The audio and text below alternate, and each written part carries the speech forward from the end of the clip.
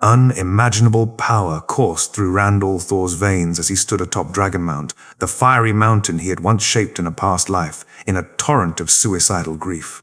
But he had not died, not clever. He had been reborn, chained to the turning of the wheel. The torrent of Sedin was mere inches away from overwhelming him, so powerful. He knew, in that moment, that he held the powers of creation and destruction in his hands. There was only one way out, only one solution, one way to break this endless cycle, to destroy the pattern itself, the fabric of reality. In his head, Luz Therin Telemon spoke, but Rand did not listen to the voice of his previous incarnation. He could barely hear him over the storm he was creating. He drew more power through the Shodan Kal, the single most powerful sa'angreal to ever exist, the greatest amplifier of power mankind had ever created. And he turned it on the pattern.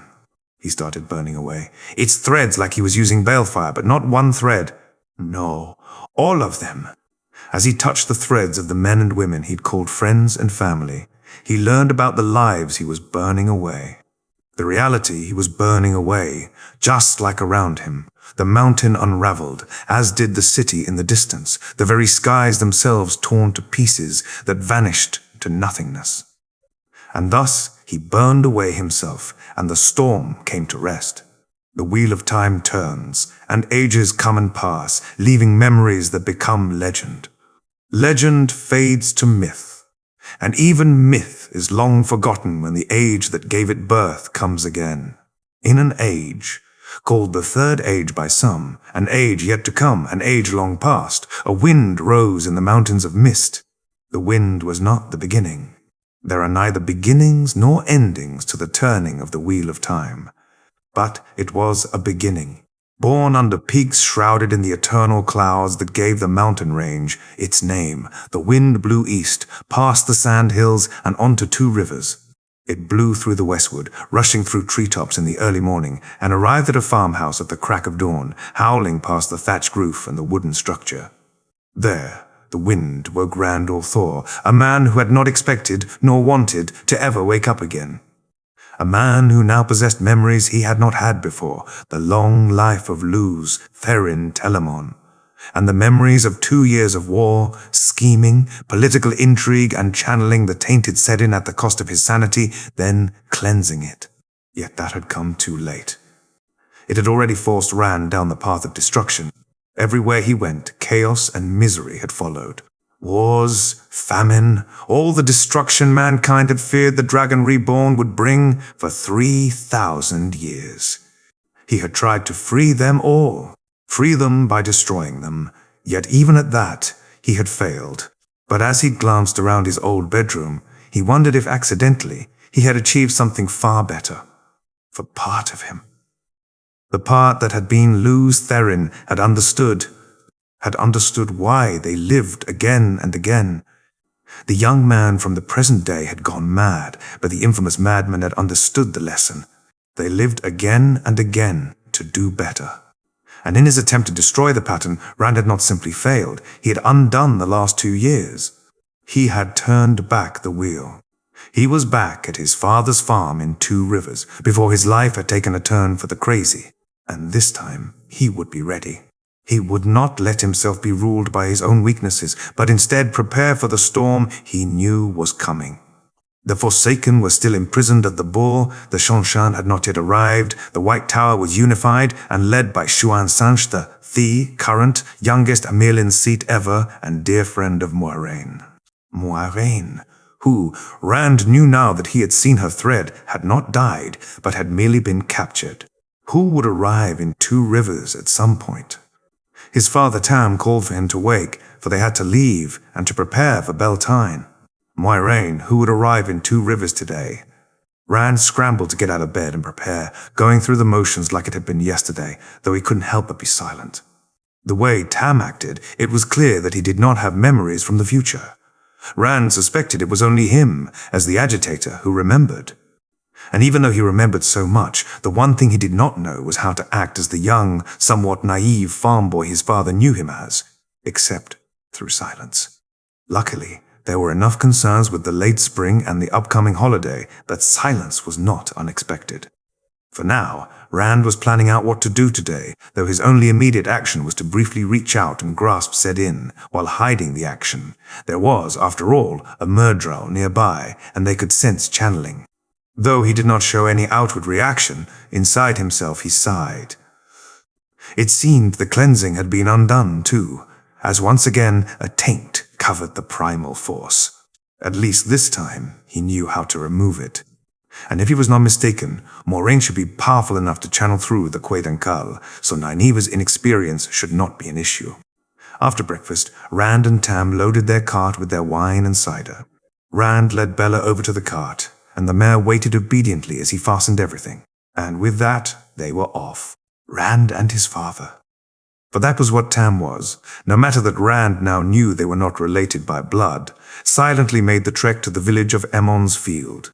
When Rand once again spotted the myrdral, with its black, unmoving cloak and tall posture, he had to keep himself from reaching out to the one power and evaporating the shadowspawn on the spot. No. He had already decided what he was going to do first. As soon as they arrived at the inn and Tam was distracted by other people, Rand slipped away, entering the building. The common room was deserted, so he made his way to the guest rooms, where he happened to come across Lan Mandragoran. Unsurprisingly, the stone-faced man noticed him immediately. "Warder," Rand greeted. Lan stilled. He was wearing his color-shifting cloak, the garment that was only worn by warders and allowed them to blend into their surroundings. But Rand belatedly realized that most Emon's Field villagers would be unable to recognize one. "Good morning," Lan said. "I had not expected a youth from these parts to recognize my cloak." "I am Lan." Rand did not miss the lack of a surname. Lan Mandragoran would never claim his birthright unless someone forced him to. "I am Rand aL'Thor," he replied. "I heard a noble lady had arrived yesterday, accompanied by you. Could I speak to her?" Lan raised an eyebrow but turned and opened a door a few rooms down. "Moiraine, this boy wishes to speak to you." The short, stately brunette looked up from where she was sitting on the bed, busy with something. Rand wasn't sure what.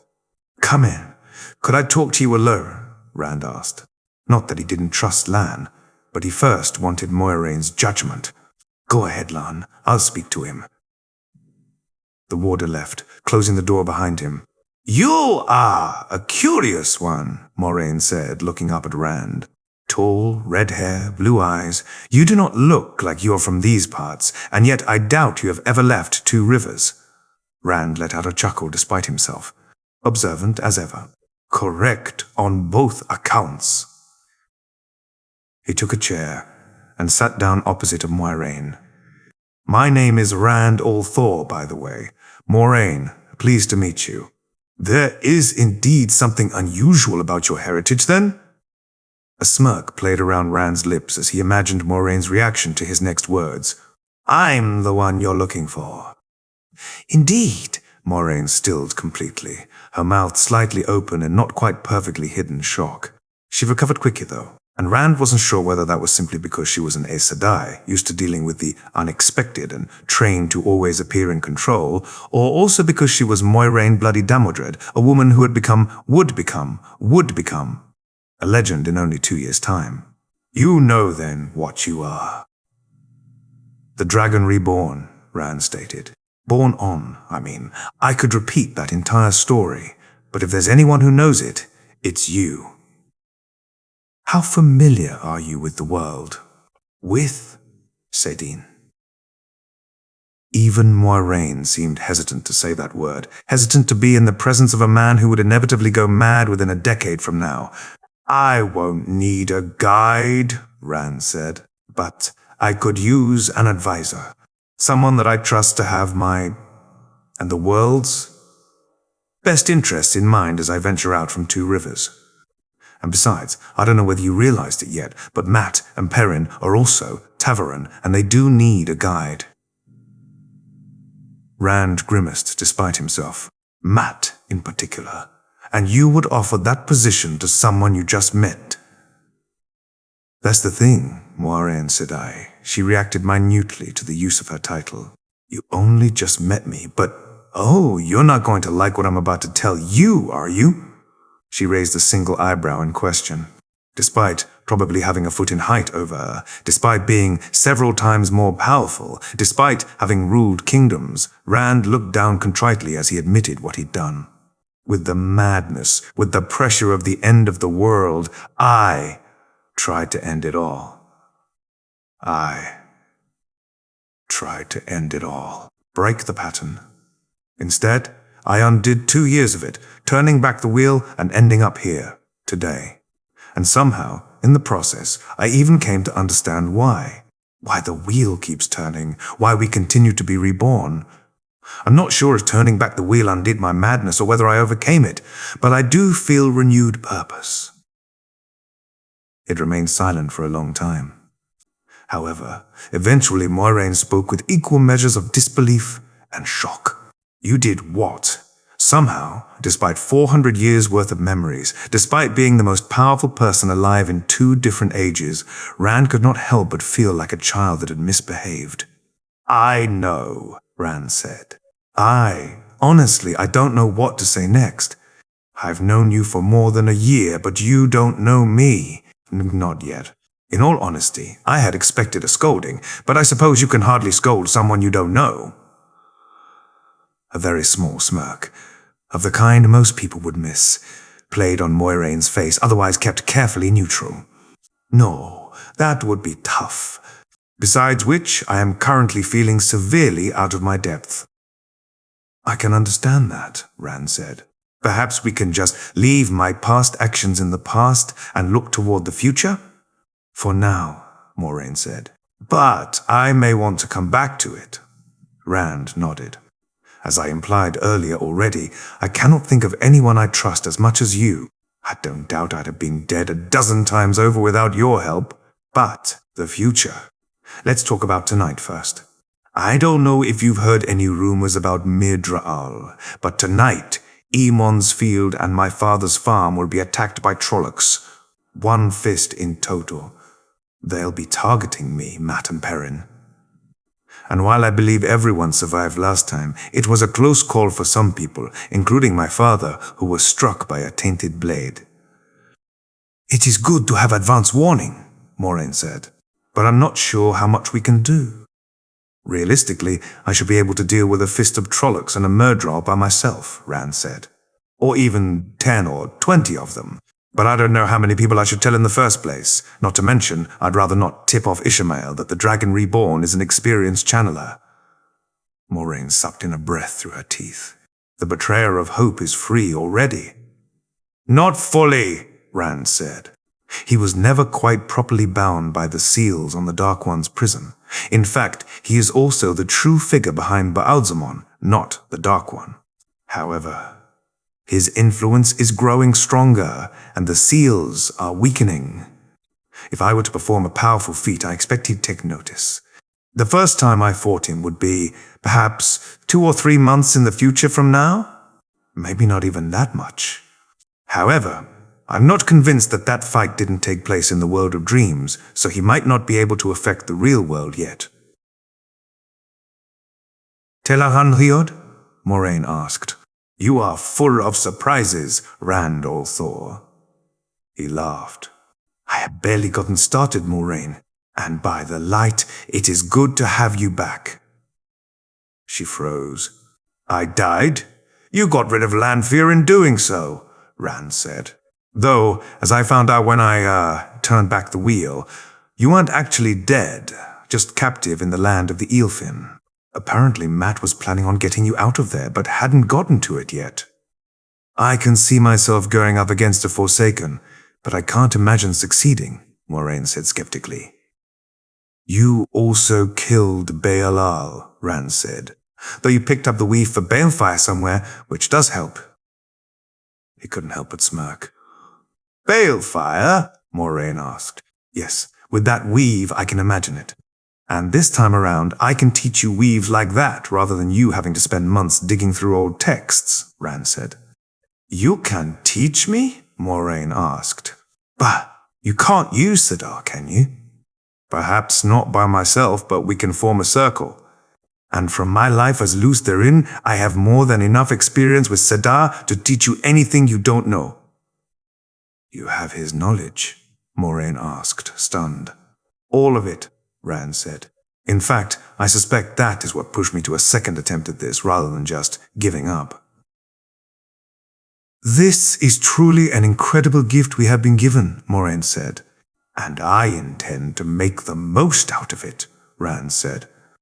Another major thing that we need to start planning as soon as possible is the cleansing, by the way. The what? Moiraine asked. Cleansing the taint, Rand explained. The last time around, I managed to remove the taint from Sidine together with Nynaeve, with the both of us channeling the Cho'Dan Kal, but it had already taken quite a toll on my sanity, not to mention there are hundreds of men out there that could help us defeat the Dark One and his shadowspawn if only they remained sane. You managed to cleanse the taint? Moiraine demanded. And what is the Cho'Dan Kal? The Cho'Dan Kal are those two extremely powerful sa'angreals that are found at Tremalking and in Cairhien, and they each require a ter'angreal as access key.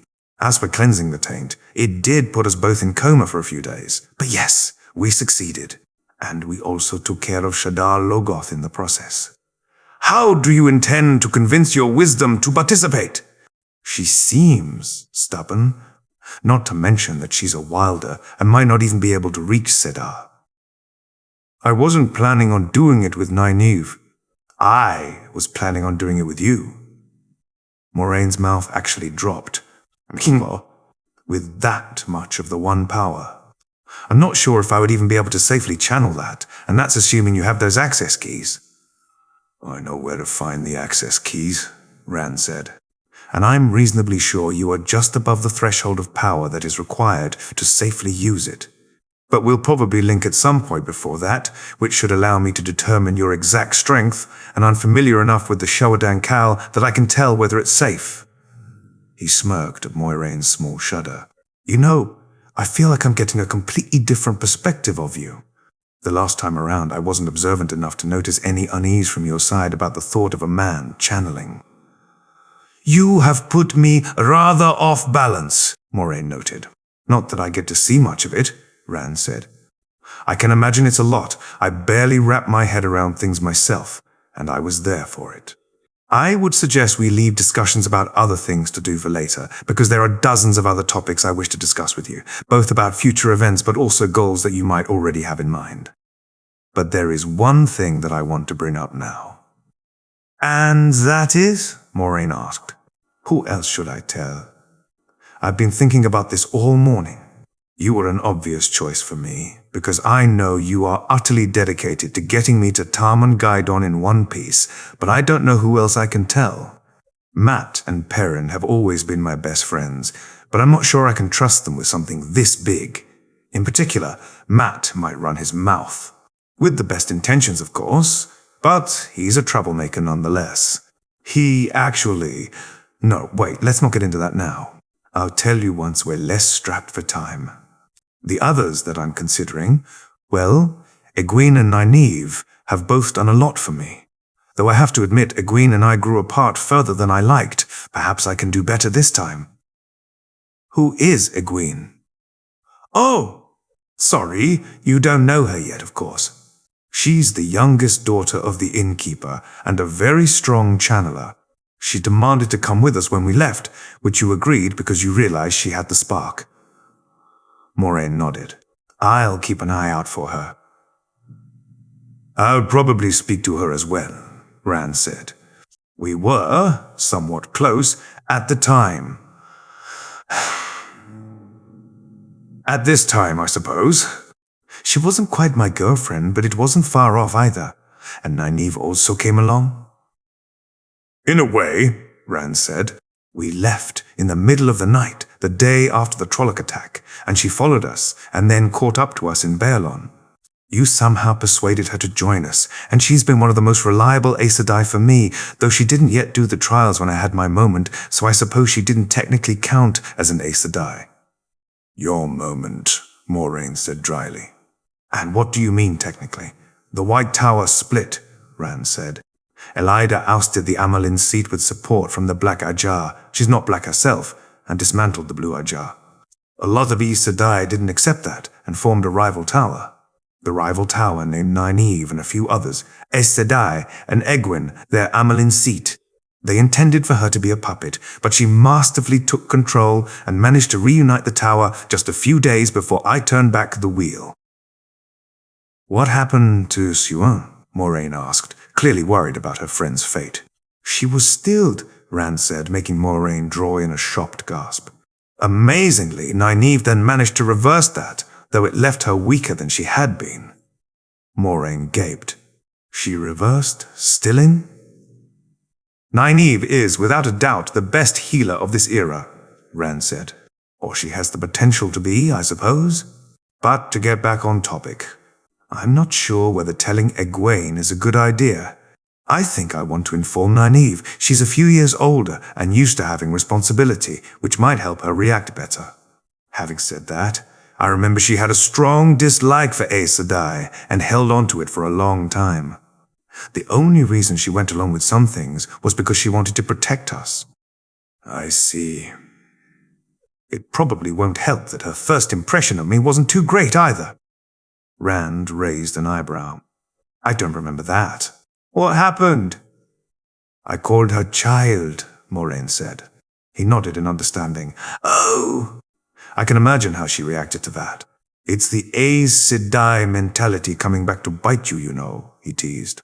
From what I'm gathering, you'll want to eventually tell all your close friends from the village, but now isn't the right time, Moiraine summarized. I have to admit I'm feeling a bit out of my depth here, as I haven't met any of them except for that brief chat with Nynaeve, and I had no idea she was important, even when I recognized her spark. She is very powerful, isn't she? She is, Rand said, on par with some of the weaker Forsaken, and if I remember correctly, she could even beat Moghedien in a straight-up fight once she had reached her full potential. As powerful as the Forsaken, Moiraine exclaimed. The Forsaken are very powerful, Rand said, but they are not as invincible as our myths would have us believe. Many of them are ruled by their vices. Some are short-sighted, and a few have even lost part of their sanity while sealed with the Dark One these last 3,000 years. In the end, they are just people like you and me, though very strong channelers with several hundred years of life experience. I suppose that makes sense on an intellectual level, Moiraine said. You'll have to forgive me for my apprehension regarding them, however. Is there anyone else you wish to inform? I'm not sure, Rand said, but I was thinking perhaps my father. Or, well, I suppose he is my adoptive father, as I'm sure will be of little surprise to you. He was a blade master of the Companions and fought in the Aiel War. I remember he wanted to come along with us last time, but he couldn't because of his injury. Moiraine nodded. He sounds like a capable man, the way you speak of him. Perhaps having someone with us that is familiar with the world, but also knows you and your friends, will be beneficial. I'll tell him then, Rand said, though I have no idea where to start. Unlike you, he has known me for years, and I don't doubt that to him, I'll have changed a lot overnight. I'm afraid I cannot help you with that, Moiraine said. You've given me a lot to think about. Do you mind if I share this with Lan? Rand considered that. No, I don't mind. He knows how to keep a secret. Besides, I prefer to keep the practice with the sword up, and I cannot imagine a better sparring partner than Lan. Even though you're a channeler? Moiraine asked. I find it relaxing. Not to mention I would prefer to avoid Sedin as much as possible until we can cleanse it again. Every time I draw on it erodes my sanity, and just the 2 years during which I used the tainted Sedin were enough to push me to the brink. I do think I'd do better this time around, but any loss to my mind could harm us. It is a gradual thing then, Moiraine asked. Yes, Rand said. I will admit, while I didn't truly realize it while it was affecting me, the adverse effects are rather clear upon looking back. What made things worse was that I was also ill-prepared for the sudden life of politics and war, which probably had a harmful effect on my mental well-being even without Sedin being involved. Now, I can start over, knowing what to expect and with experience in these matters. Then perhaps we should wrap this up for now, Moiraine said. I can sense that there is much more that you wish to discuss, and I have many questions, but we need to prepare ourselves first. So we're looking at you, your friends, Matt and Perrin, Egwene, the wisdom nynaeve, and your father joining Lan and me, then? Yes, and also Tom, the gleeman. Despite his unassuming nature, he is a great player in the game of houses, and knowing him, he'll probably stick his nose into your business with us innocent youths.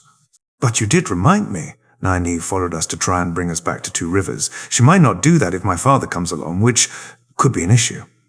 I certainly don't want to try and fight the last battle without Nynaeve at my side. Moiraine considered that, remaining silent for several seconds. You said you wanted to tell Nynaeve about your time travel, as well as your father. Perhaps we can talk to her together. Even with her disliking me, if you and your father can both explain things to her, I'm sure you can convince her. Perhaps, Rand said, thinking Moraine's proposal through. We could talk to her tomorrow. Otherwise, she'll probably dismiss the Trollocs as fear-mongering from you, I imagine. For now, I'll go inform my father and try to convince him to stay here during the night so that we'll be able to respond to the attack better. Good luck informing Lan, though I suppose he'll take the news stoically. That tends to be his way, Moiraine said with a hint of amusement in her voice. The light shine on you, Rand. With those parting words, he left, finding Lan waiting in the corridor. You've had quite a long talk, haven't you? The warder asked brusquely. She wants to speak to you, Rand said, rather than try and explain. Without further comment, Lan entered Moraine's room while Rand went to try and find his father. He came downstairs just in time to find the village council breaking up, and he had to restrain himself from attacking Padan Fain. At this point in time, the man wasn't even a true threat yet, being just another dark friend. Rand, Tam exclaimed. There you are. Where did you run off to? Master aL'Thor, Rand said, turning to the mayor of the village, who also owned the inn. Could I maybe speak to my father in one of the guest rooms? Of course, he said, though he seemed surprised at the request. You can take the first guest room on the right. What's with the secrecy, Rand? Tam asked, though he led the way to the room Bran had indicated for them. Rand didn't reply until he closed the door behind them. I was talking to Moiraine Sedai. His father froze up. Lady Moiraine is an Aes Sedai? Yes. Why did she want to speak with you?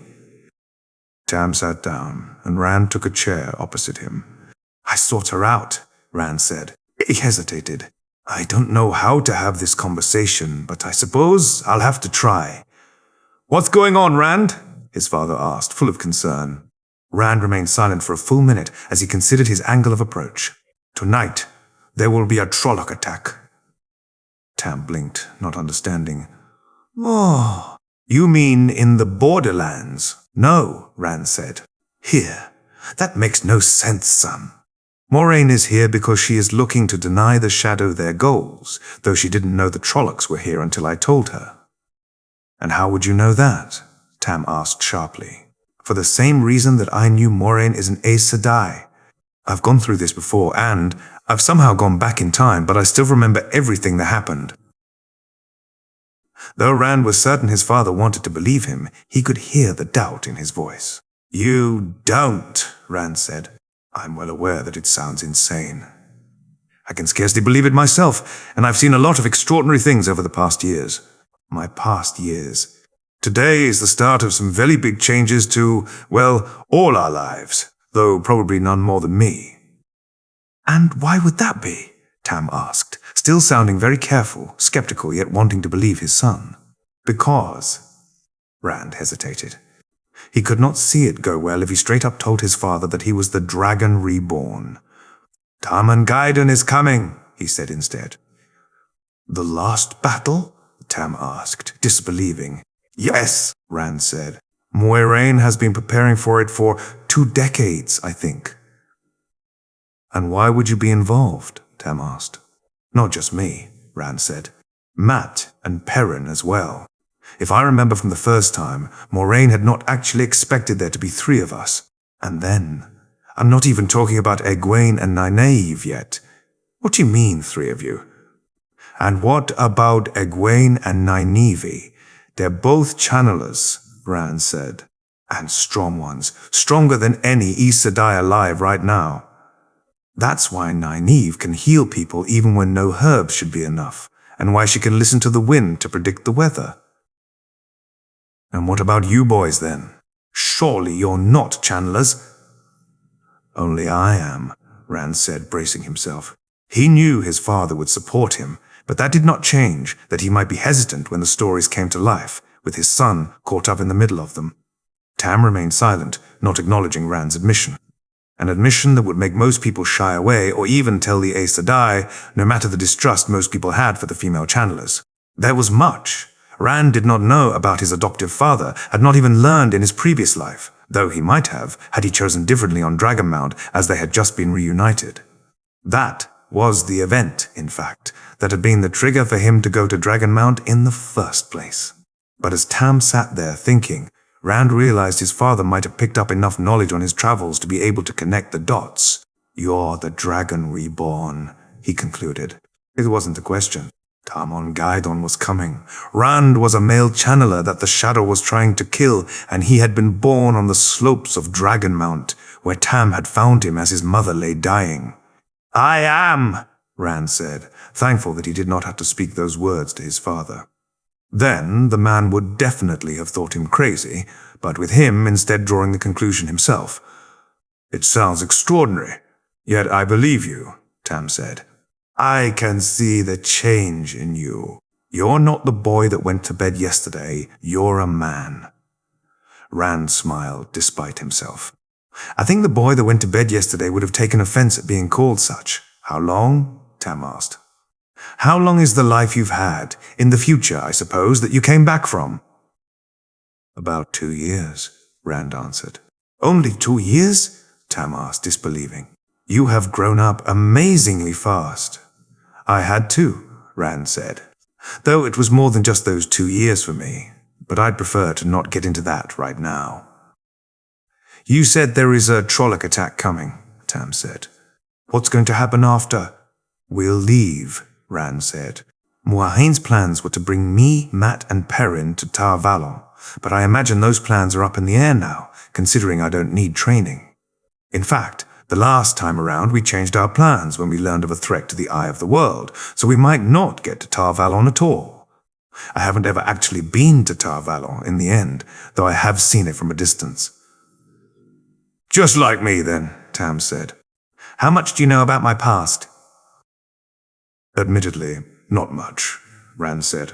You wanted to come with me, but you were injured in the Trolloc attack and couldn't leave your bed, and we didn't actually end up reuniting until a mere day before I turned back the wheel. It was not the best reunion, through no fault from your side. But when I went back, it seems to also have undone the damage the taint did to me. Won't that return? Tam asked. Rand had to admire his father's bravery, even when he could not quite hide his fear, his apprehension at the topic of his son going mad. I know I can remove the taint, Rand said. I did it last time, and this time I can do it earlier, because I already have the knowledge required. Perhaps I can do it as early as midsummer. The madness takes hold over the course of years.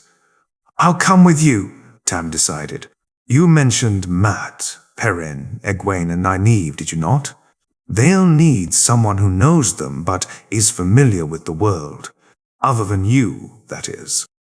Rand nodded. I was hoping you'd decide that. I also want to ask you something. Yes.